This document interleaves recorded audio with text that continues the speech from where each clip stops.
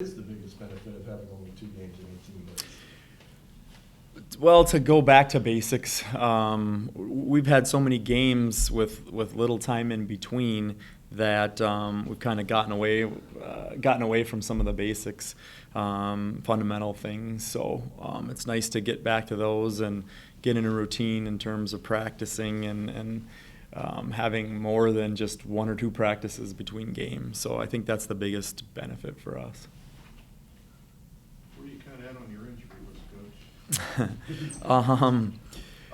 Update. Sarah Cash is going to be day to day. I think Kelly Wright is pretty much back to normal from her ankle, and obviously Kelsey and Nikki are not going to be back this year. But we're playing with who we're going to play with right now, and every game I feel like those young players get a little more comfortable out there, play a little bit better. We're just trying to get the mental part of the game under control. I feel like we hurt ourselves, just decision making and things like that, in some critical times. So the more experience they get, the less I think mental errors we'll make. We definitely need our upper class perimeter players to step up and get the job done on a consistent basis.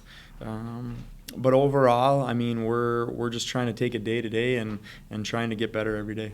It's got to be a positive that, in that break, those 2 games are coming at home, so you don't even have to worry about travel. Yep.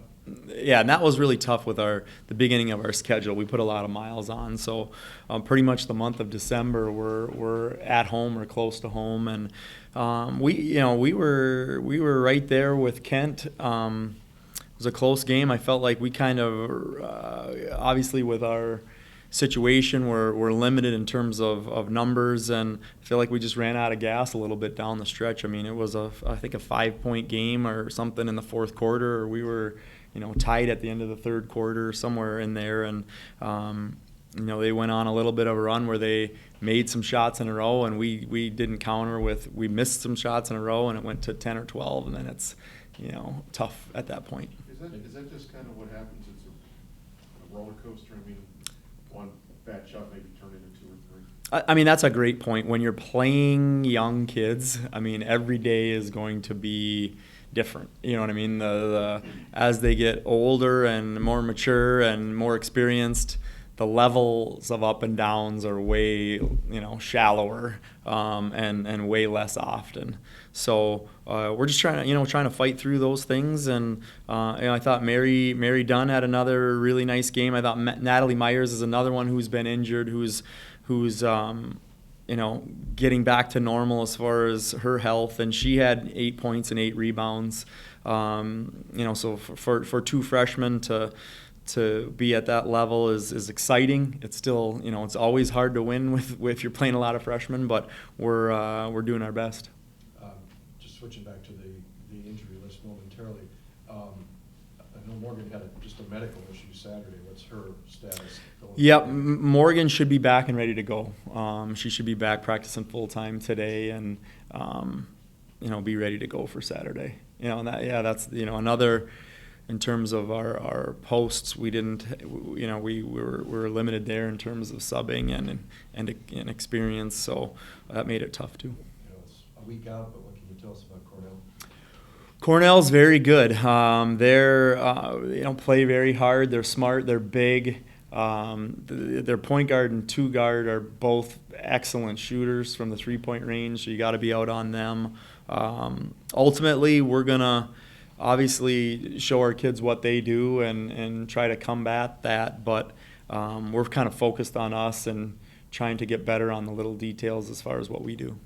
What is it you want to see from these last 2, Cornell and Point Park, before you head into league play? What do you want to get accomplished between now and then when those league wins really count? I think the biggest thing is mental toughness, making good decisions mentally, not making some mistakes that we've made in the last few games where the execution on the court is different than what we've coached them the week getting ready for the game.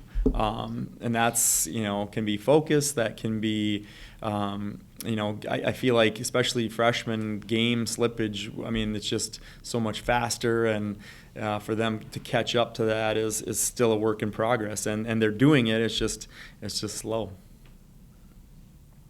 I asked you last week about football team success, another week. You know what? I'm so happy for them. As focused as we are with what we're trying to do, what a year for the football team and for the athletic department as a whole. For Coach Bo to bounce the team back into a national semifinal is just incredibly exciting for everyone. I wish that I could be more excited, because coaching my team is kind of all encompassing, but I've certainly sat back at different times and watched some of their games, and just been really happy for them. Probably not, this isn't the week to do it, but he's dealt with injuries. I mean, can you talk to a coach about that, even though it's a different sport?